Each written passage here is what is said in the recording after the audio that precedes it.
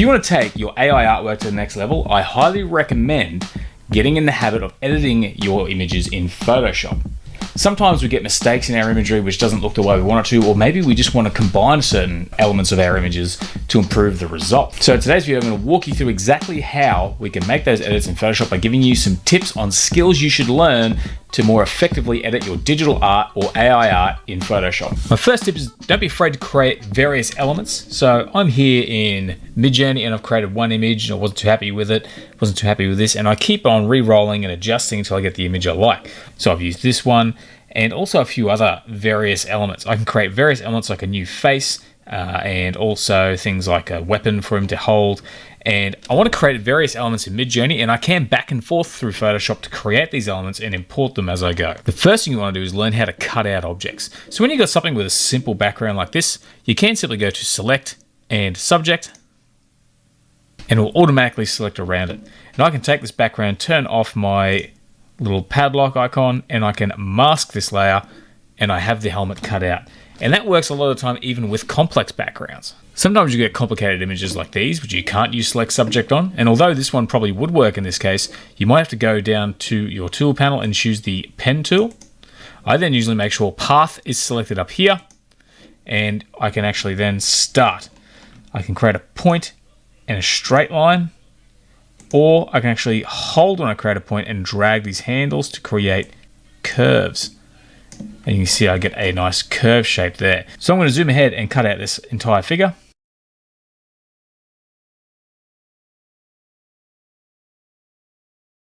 And once you've done the outside, you're going to need to cut out some pieces on the inside. So what you can do is simply make sure you have auto add and delete ticked and just simply start drawing again. I don't mind cutting in a little bit if it means it has a nice neat edge. Now I have my subject cut out somewhat loosely. I still need to add a bit more in here. I go over to the right here to Paths. I Control or Command and click this icon to select my path. As you can see, it's selected my object. And now I can turn off the padlock and mask again. And my subject is now cut out. And once I have those elements together, I can go to my layers, right click, duplicate layer, and I can duplicate that onto my Cyberpunk City, click OK. And the same for the helmet. Now everything is in here, and I turn the layers off that I do or don't want and position them. Next tip is you want to make sure you work non-destructively. So you've probably noticed instead of just deleting the backgrounds on these images, I've actually used masks. And what I can also then do is if I want to on this mask, I can reintroduce by painting white into the masked area here. I can actually reintroduce parts of the image, or I can change to black and even refine back some parts of the image so that way I have softer edges. But what I also want to do to keep this non-destructive is every time I resize this, I'm going to lose information.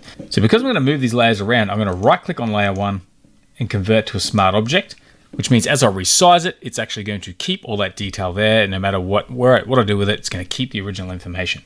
I turn on the second layer, do the same thing, and now they're both smart objects, and I can manipulate them as I want to. Now, I also want to mention that this video today is sponsored by Skillshare. With advances in technology, it's actually really important that you keep upskilling if you want to build the career you want. Now, I'm personally always trying to adapt with the times, and Skillshare is an online learning video platform that can help you do this. My goals this year in business and creativity are to get better at creating YouTube videos, art, and digital products that I can sell so that I can improve my passive income and have better financial stability. So I've been exploring Skillshare and have found a whole bunch of courses that can help me improve and continue to be my own boss, including video marketing, personal branding, and even passive income. Just recently I took this course by Charlie Clements on how to stand out in Society 6 and make more sales with print on demand. She covered the full process, including how to identify trending topics and art styles and how to combine them for more sales. So I've been using that myself to create better artwork for my print on demand stores. This course is run at a very easy to follow pace, and there's no distractions from ads or anything like that, so you get fully absorbed in the information being presented. I've even spotted on my next course, which is all about growing an audience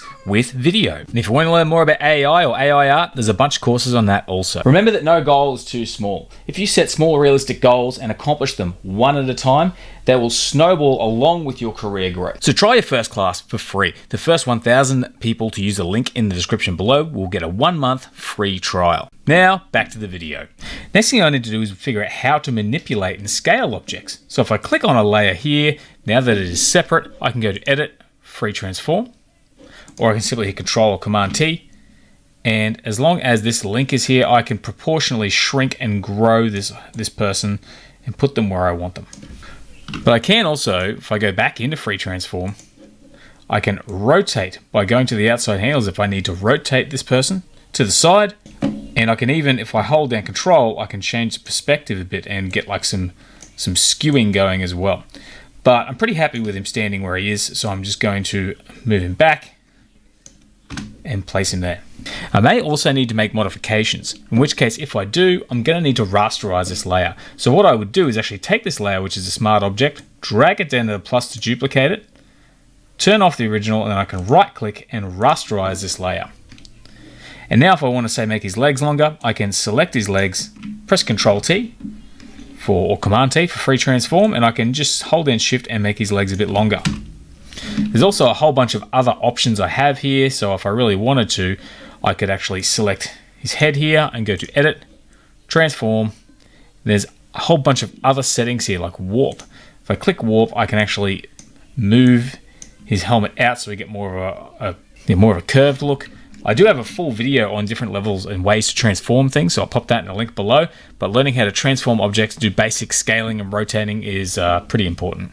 Now, the next thing is we want to learn how to remove objects. So let's say I want to take this head and I want to click a layer, hit Control T to free transform, scale it down, and I want to put it on top of this guy because I want it to be the main head. I pop it in place and it looks good, except for the fact that the original helmet is there. So you need to learn how to remove and delete information as well. I'm going to remove our rasterized layer because I don't actually need that. I will stick with the smart object we created. But I can simply select, if it was rasterized, I can just select and delete this. But I'm actually going to instead create a mask. So I've got the layer one selected. I click this box with the circle in it to create a mask. From there, I can grab my selection tool, and I can actually, as long as the black is on the right hand side, I can click on the mask and hit delete, and it's going to remove that section. But you can see here we've got some sort of flat lines here. So what I'm going to do is I'm going to get on that mask again, grab my paintbrush tool, but this time I want the black to be on the left because I want to paint with it. I choose a brush I want to sort of think will get the job done, and I can make my adjustments and remove from there. And that's pretty easy. But what if we want to remove something from the background that is solid? What if we want to remove this person? There's a few ways that we can do it. For one, I can actually just select the background layer. I can go here and choose the remove tool. And what I can do, I can keep this turned on so after each stroke it removes. But it's kind of referring to the information around it. So I'm going to turn off remove after each stroke, and I'm going to increase the size, and I'm going to just paint over this whole person. When I'm done, I hit tick, and that person has been removed. However, there are other ways of doing it. We can also use generative fill, which I will get to later, but although I can do that now, I can simply grab my selection tool here.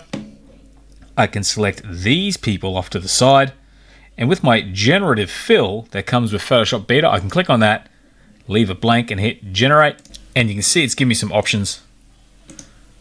And I can keep that there as a layer. I can turn on or off. You can see I've got a layer and a generative layer here. I can turn that on or off. And that's how I can also remove objects now that there's generative fill with Photoshop Beta. The next thing you're going to want to do is actually learn how to make color adjustments. If you look at this guy here, he doesn't blend in very well. One of the issues is he's a completely different tone of color to the rest of the scene. He has more of a brown look. The scene is more blue.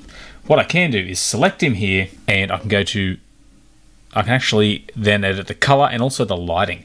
The darkest parts of him are not as dark as the rest of the scene, but I can go to Image, Adjustments, and Curves.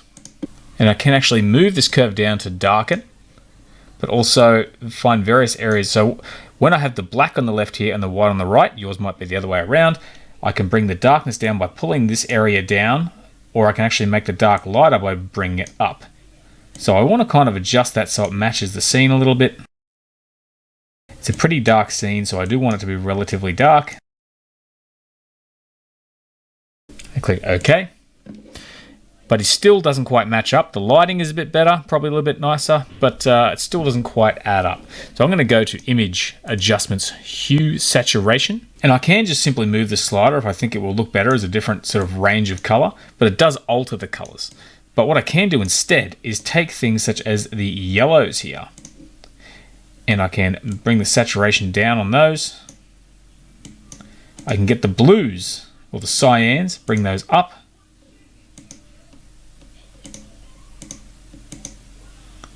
And it starts to look a little bit better. Because it's a smart layer, I can turn them on or off to see how it looks. So it's looking a little bit better, but not perfect. Now, because it's such a vast difference between these two, I'm actually going to turn off the hue, saturation, and the curves, because what I want to do instead is go to Image, Adjustments, Color Balance. And what I can do is take this panel here and I can move these sliders towards the colors I think it's going to work best with. There's a lot of sort of magenta and blue in this, so I can kind of drag these across and get that color looking a little bit better. So now that looks a little bit more natural. The helmet is on a separate layer, so it looks different again, but I can play with that until I think it looks pretty natural. Now I've got the midtone selected. I can also go to highlights and make adjustments to the highlights as well if I want to. But I'm pretty happy with that. I can go to shadows and do the same again. Click OK. And I will go through the same exercise with the helmet itself by clicking on the helmet layer, which is layer 2.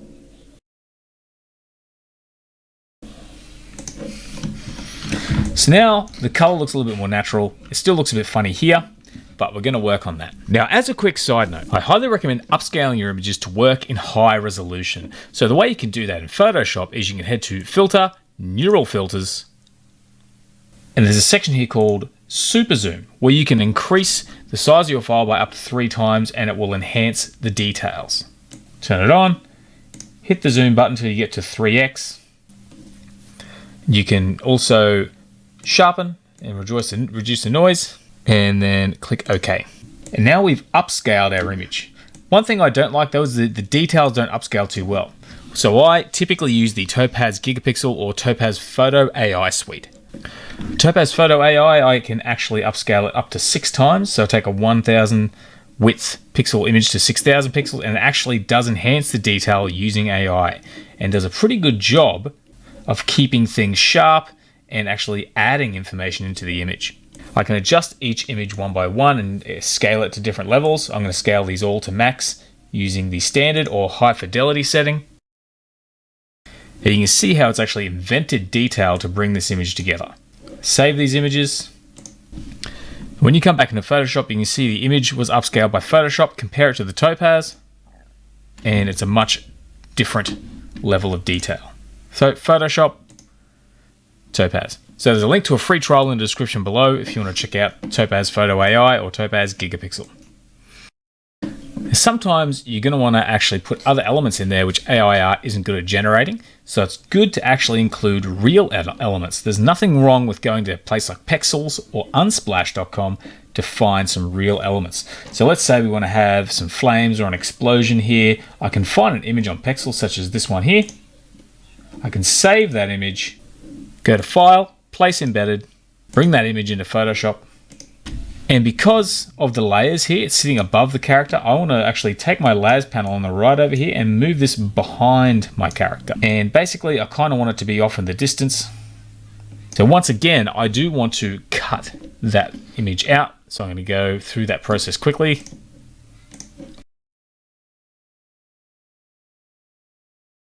I still want to blend this object in. I'll even edit the mask a little bit with the brush just to slowly fade it into the background. And just to give it a bit of light, I'm going to pop a bit of a white glow at the bottom and even dial the opacity down a bit. I head back to Pexels. This time I want to add this flame image onto the canvas. Now I'd like to cut this out, but that's going to be a bit difficult. But that bleeds into my next tip. Learn about layer blends. If I actually have this layer highlighted and I use this drop down here, I can use darken or multiply to allow the black of the image to affect the layers underneath. But we want the flames to show up, not the black. So by going to the next section, we can actually have the light of the image. For your screen, it introduces the lighter part of that layer and applies it to the image. There's a few different ways this one works. You can see we've got a few different effects depending on which one we choose. Overlay kind of uses black and white, and we've got a few other settings there. Highly recommend you learn those layer blends to see what you can do with them. But I'm going to go with screen and just kind of position that one over here like it's coming out from behind the pole. So we've got some flames here. Now while we've got our fire blended in there nicely, we're also going to use the same layer blend technique. I'm going to import a lightsaber. Size it down, and I'm actually even going to lengthen it a bit. Although I actually only want the blade lengthened, so I'm going to leave it at that. Grab my box here. I'm going to rasterize this layer. Hit Control T. Lengthen the blade a bit. And I'm going to reconvert it to a smart object. So because I want the blade to light up and I don't have to cut out all the glowing, I can put it onto screen. But there is an issue. The handle is now transparent. So what I'm actually going to do is I'm going to copy this layer again, but this time I'm going to take it and just put it on normal. And what I'm going to do then is actually mask out just the handle. Select this area here, and I'm going to mask that area. And then what I'm going to do is I'm just going to literally get my magic wand tool, click on the object, click on the black, and just sort of delete some of this area here by clicking on the mask, getting my paintbrush and painting some black in there. It's a bit rough, but it does the job. I can now touch that up a little bit. Not perfect, but it does the job. So what I'm going to do now is I'm going to highlight these two layers together, and I'm just going to hit Group, Control G, or Command G to group. I'm just going to call this lightsaber. And then I can hit Control T, and I can resize and move it into position.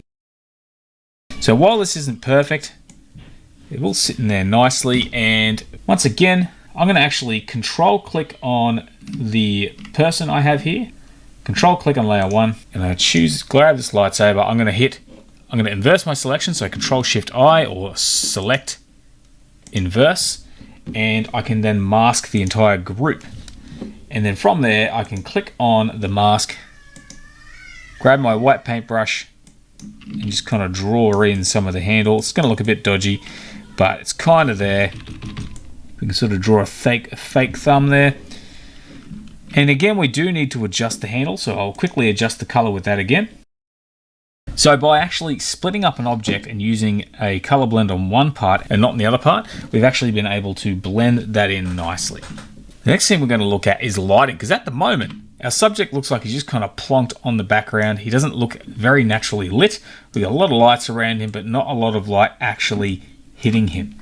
So what we can do, once again, layer 1, that's our layer. I highly recommend actually naming your layers. I'm kind of getting through this a bit disorganized for the sake of the video, but I've got this, and I've got layer 2 for the helmet. What I'm going to do is now, I'm going to actually select both of these now, right click, convert to a smart object, so they're both one object. And then I can actually add another layer on top of that and hold down Alt to clip everything to that layer. And what I want to do is actually start introducing some light. We've got some pink here, we've got a bit of red. What I'm going to do is actually start selecting some of these colors, like pink, and start putting some light on this subject. Because there's a lot of pink on this side, there's some fire over here. We need it to look like he's actually in the scene. So I can grab my brush, and I highly recommend you get used to using your brushes for things like this. I can start to paint some light on the side. Doesn't look great at the moment, but I put it on, say, colored dodge or linear dodge. Bring the opacity down. And consider where you think the light would hit on the subject before you draw it on there. Use your best judgment. And because we have some fire over here, we'll get a bit of yellow. And of course, we just keep on sort of refining. I'm using my eraser tool to kind of refine things back a little bit. And just sample some of the colors around the scene and add them in where you think they should appear. It's starting to look a bit more natural. One other thing I want to point out though is that with light, sometimes we get a bit of glare coming through here. So we've got an explosion that's going to be nice and bright, and he seems a bit too sharp. So what I'm going to do is add another layer just above that again. I'm not going to clip this layer. And I like to draw in a bit of a white glow coming in around that edge. And on top of that, I'll actually come back down a little bit. I'm going to add in another layer, but this time I will clip it. And adding a little bit of white on the edge itself can just also help the character stand out. Now I do this pretty rough and then refine afterwards, so bear with me. Once again, I'm going to choose a good color blend that I think will work and keep refining.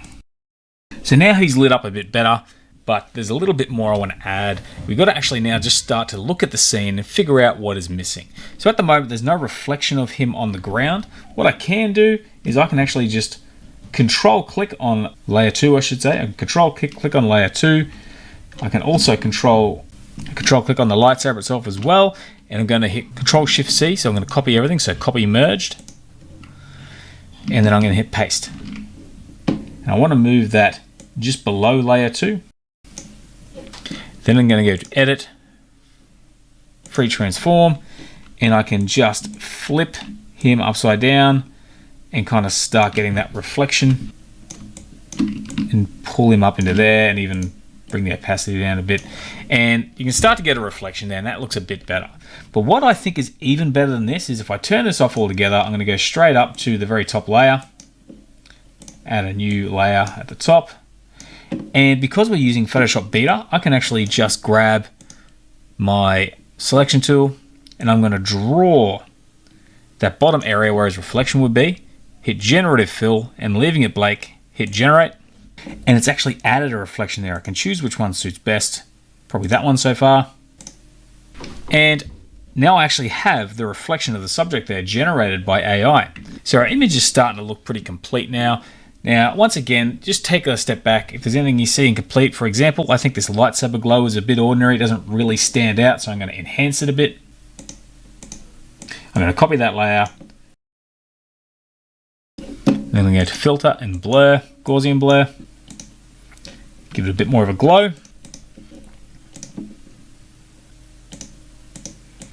Might even select these colors and draw in a bit of a glow in the right positions. And I can tone those down a bit. So let's say we're happy with that image. It's not my best work, but it's great for showing some of the skills you need. And you can see how we've been able to take various pieces of AI artwork and combine them together to create this scene. Now, last thing I'm going to do to tie this all together is add a few adjustment layers, a few different options you have to just add one final overall blend to the image. I'm going to go here to layers, and I can go down to here to adjustment layers and add a color lookup. I can load and go through these different profiles. Some of them are doing not much at all. But I can find one that kind of ties it all together and matches the look that I want for the image.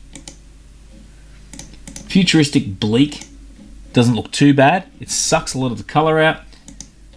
But I can choose some other bits and pieces here. Late sunset if I really want to do that. Now let's say I want to stick with that because I think that's cool, but it's a little bit over the top. I go back to my layers and I can bring that fill down to about here. And you can see how it kind of ties the colors together.